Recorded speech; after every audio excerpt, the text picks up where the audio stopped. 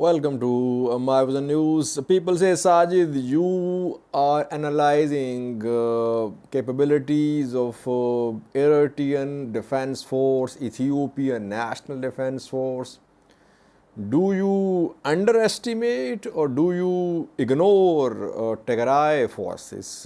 Don't they have any fighting capabilities? Why aren't you speaking about that? Uh, they do have capabilities, Tigray forces. Yes, we can analyze how capable they are in terms of defending entire Tigray, in terms of defending major cities of Tigray. I think I did a video on Mekelle, which was specifically about their ability to defend Mekelle. But in this video, we'll analyze their overall capability, numbers, weapons, and comparatively we'll have to analyze TDF's capabilities. Today's TDF and November 2020's TDF. Today's TDF and July 2021's TDF. TDF versus ENDF. TDF versus EDF. That is how we'll be able to understand where Tigray forces stand now in this conflict.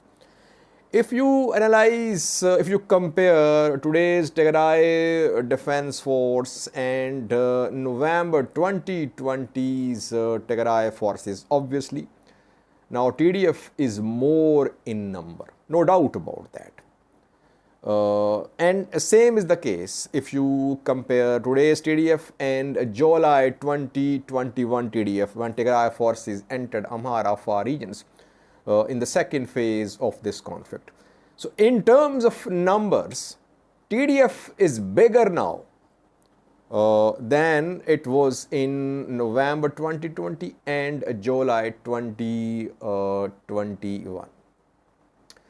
In terms of weapons as well, Tigray fighters have received some shipments from abroad reportedly. Before the start of this third conflict, reported by some sources, I also confirmed that they have weapons now. If you compare their weapons of today and their weapons of July 2021, they are better equipped, though one can argue that now TDF is a big army in comparison with TDF of November 2020. So this big army cannot be fully equipped, but it is more equipped, well equipped now than it was in July 2021. What about their comparative capabilities in terms of numbers and weapons?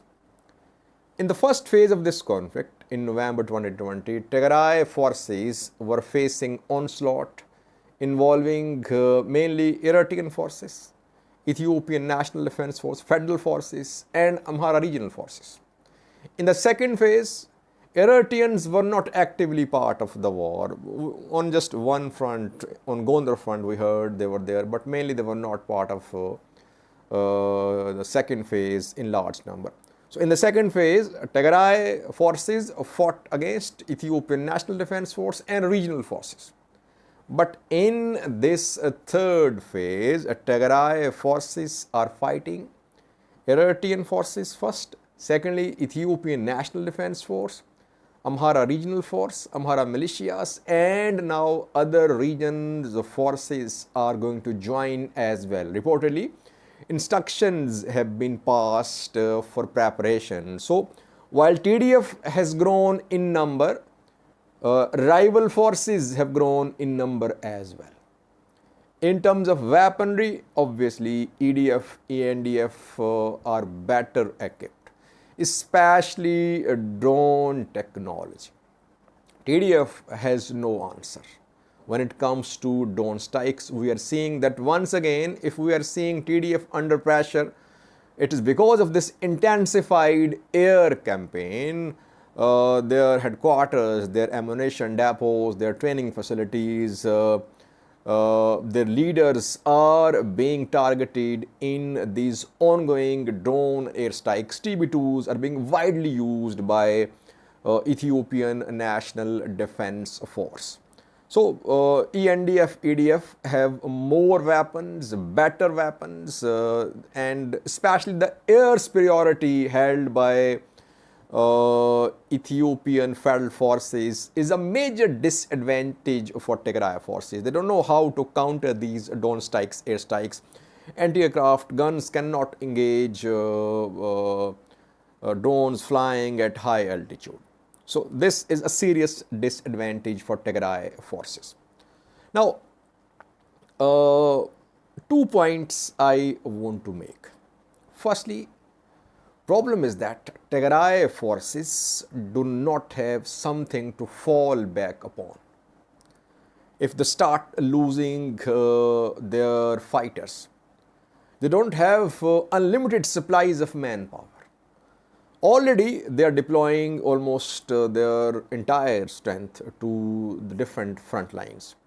On the other hand, EDF and ENDF have their entire population, Ethiopian population. So they have lots of manpower which they can fall back upon in case of suffering losses on fronts. Here Tigray has limited capabilities in terms of reinforcements. If you compare this third phase of the conflict and the first phase, you see that Tigray forces are doing better. Why? Because in the first phase, in just 22 days, Tigray forces had lost all major cities of Tigray. It started from Humera, then they lost other major cities like Shire, Aksom, Adwa, Mekelle, Alamata. So they lost all major cities of Tigray in November 2020 in just 23 days. On the 4th of November, war started, on the 3rd of November. On the 27th or 8th of November, Mekelle was under ENDF control. But in this third phase, 26 days have passed. It started on the 24th of August, and so far, only Shiraro has come under ENDF, EDF control. And Tigray forces have captured more territories. They have reached Voldia. So far, you see that ENDF, EDF advance in this third phase is extremely slow if you compare their advance in this phase and the first phase. But having said all this, Tigray forces, people of Tigray, they have gone through a lot in the past 2 years. They were trained, definitely, new recruits are trained, but they did not have enough supplies of aid, humanitarian aid. People of Tigray are not well fed. And these people of Tigray are part of Tigray forces. People have been dying of hunger. We reported some deaths from hunger in Tigray, and some could be happening even now. So it's an army, Tigray Defense Force, which you can say is fighting empty-bellied. With empty stomach, it is fighting. It does have morale, because when your homeland is being attacked, definitely you have morale. No one surrenders on its soil. People fight for their land. And Tigrayans have this conviction that their land, their region is being targeted. So they have this morale. Empty stomach, they are fighting with a high morale, with limited weapons, faced with a bigger rival force. That is how you can sum up TDF's capabilities. In November 2020, they had to retreat from major cities. Now this time they are trying to hold on to major cities. They are not withdrawing. This phase of the conflict in which we are seeing intensified air campaign is very crucial, I personally think.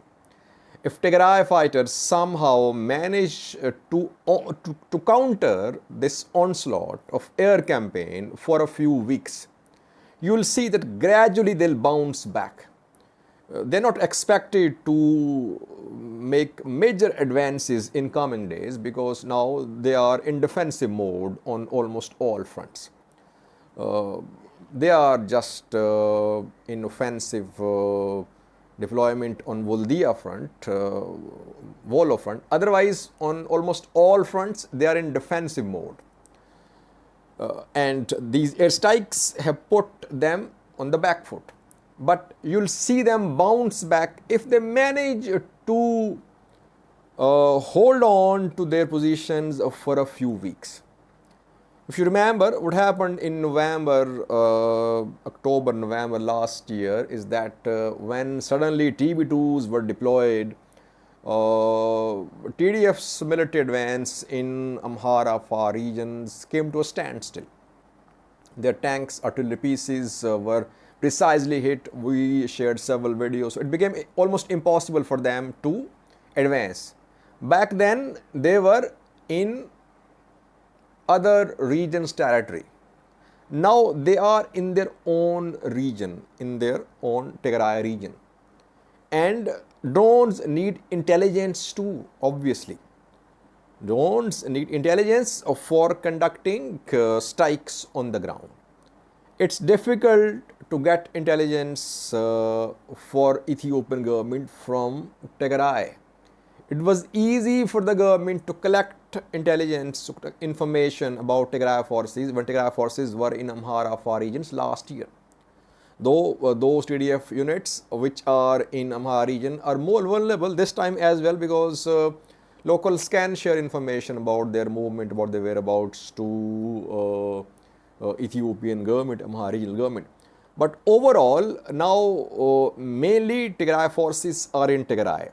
And for Ethiopian government, it is difficult to get information from Tigray. So that is why Tigray forces are in a better position to counter drone strikes this time. If you compare drone strikes this year and last year. So I personally think that when it comes to defending major cities, Mekelle, Axum, Shire, it could be difficult for Tigray forces to defend major cities. They might have to withdraw from these major cities. Like they have withdrawn, they have lost Shiraro, they have confirmed. They say it's a tactical adjustment. And whenever armies lose territories, they say this is tactical adjustment. Like Russia has lost large territories in Kharkiv Oblast, we know. I'm covering Russia-Ukraine conflict on the other YouTube channel, Conflict News 24. And Russians say that they are regrouping, they are reorganizing, redeploying their troops. But on the ground, they have lost large territories in Kharkiv.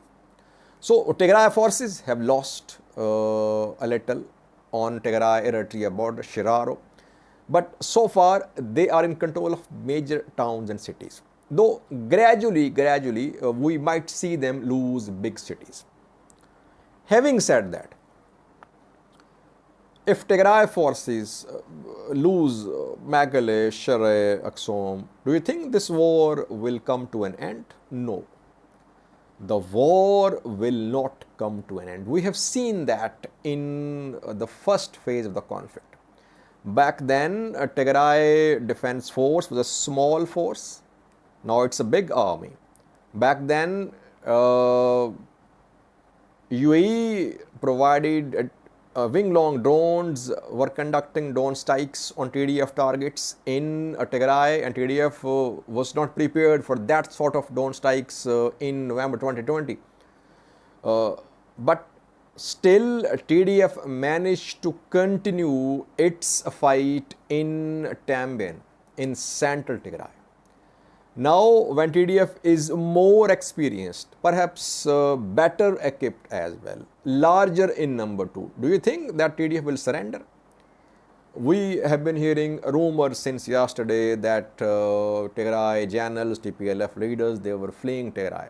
I don't have any such information. I personally don't think that Tigray forces will surrender. TPLF will surrender. They'll fight. Even if they had to fight in mountains. They lost, Sion Mesfen lost. Aspelash died. They died for their homeland. They'll keep on fighting, they'll keep on dying. They'll not surrender. That's how I understand their conviction about this fight. So you cannot control entire Tigray, no matter how hard Eritrean forces and ENDF try.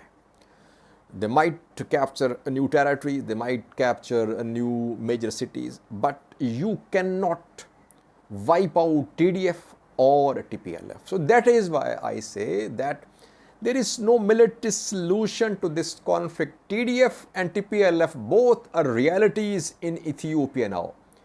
Empty stomach with limited weapons and high morale, they are fighting. They'll keep on dying, but they defend the territories. Only solution is that you should sit and talk. Show some flexibility, make some concessions. Don't make it matter of your ego. Sit at the table and find a way out of this crisis. Otherwise, people will keep on dying on both sides and no one will be able to take control of entire Tigray. Thanks for watching.